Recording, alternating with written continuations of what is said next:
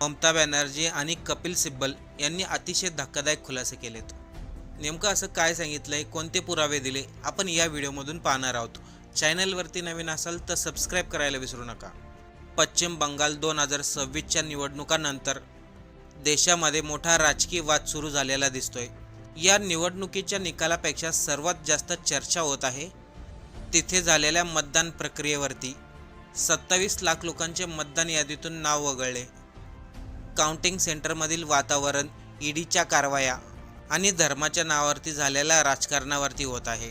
आता बंगालमध्ये भाजपाने खरंच चुकीच्या पद्धतीने निवडणुका जिंकल्यात का?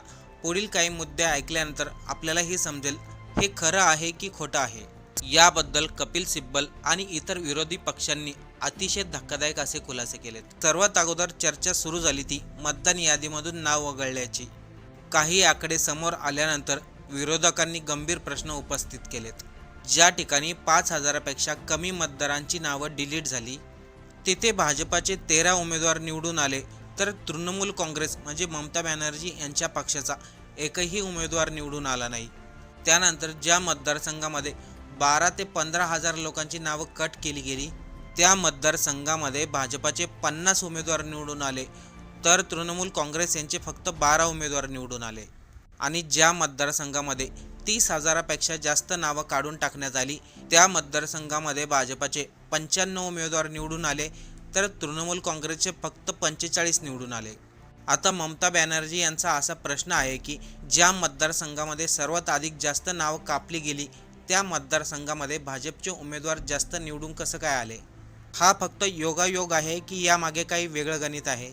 कारण की अचानक मतदार यादीमधून एखाद्या मतदाराचं नाव काढणं ही काही साधी गोष्ट नाही. त्या प्रक्रियेमुळे एखाद्या मतदाराचा मतदान करण्याचा अधिकारच नष्ट केला जातोय. त्यामुळं ममता बॅनर्जी, कपिल सिब्बल आणि अनेक विरोधांनी मागणी केली आहे ज्या मतदारसंघामधून नावं वगळली गेली त्या मतदारसंघाची चौकशी व्हायला हवी.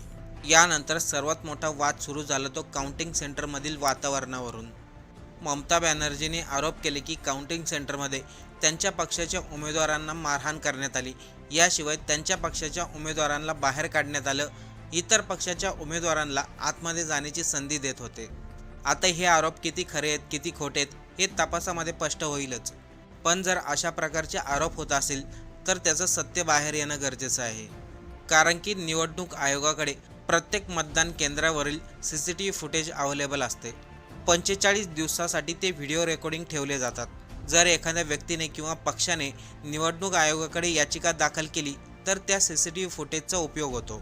त्यामुळे विरोधक म्हणजे ममता बॅनर्जीचा पक्ष तसेच इतर राजकीय पक्ष यांनी निवडणूक आयोगाला खुलं चॅलेंज दिलंय. जर मतदान केंद्रावरती काही घोटाळा झाला नाही तर ते CCTV फुटेज लाईव्ह करा, सार्वजनिक करा, पब्लिक समोर आणा.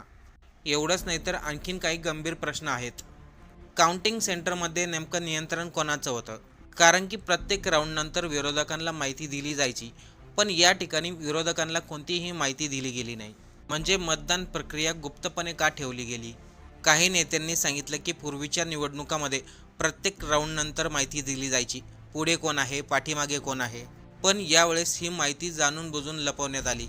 पूर्ण आकडेवारी तयार होईपर्यंत ही माहिती दाबून टाकण्यात आली. त्यानंतर एक मोठा मुद्दा समोर आला, तो म्हणजे ईडीच्या कारवाया. विरोधकांचं म्हणणं आहे की निवडणुकाच्या अगोदर केंद्रीय तपास यंत्रणाचा मोठ्या प्रमाणात वापर करण्यात आला. मार्च आणि एप्रिल महिन्यामध्ये ईडीने तब्बल 20 ऑपरेशन केलेत. यामध्ये सर्च ऑपरेशन, अटक, प्रॉपर्टी अटॅचमेंट आणि चौकशी अशा प्रकारचा समावेश आहे.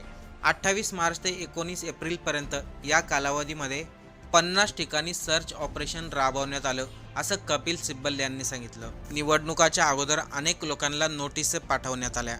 ममता बॅनर्जी यांच्या पक्षातील अनेक नेत्यांवरती या काळामध्ये कारवाया झाल्या.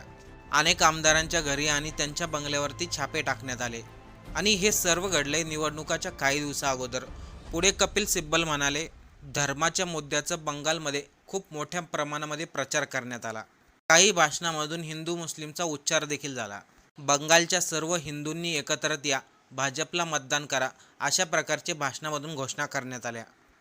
जर ममता बॅनर्जीचं सरकार पुढे राहिलं तर बंगाल हा काही दिवसामध्येच बांगलादेश होऊन जाईल असा देखील भाजपाने प्रचार केला.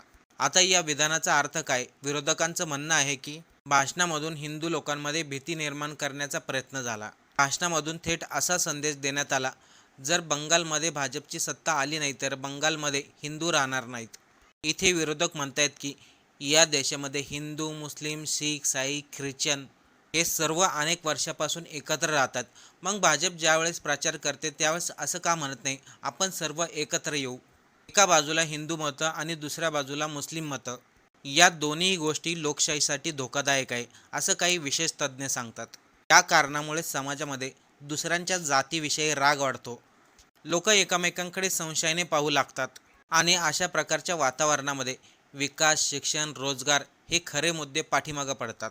विरोधकांचं हेही म्हणणं आहे, देशामध्ये विकसित भारत या नावाखाली समाजामध्ये धर्मामध्ये फूट पाडण्याचं काम चालू आहे.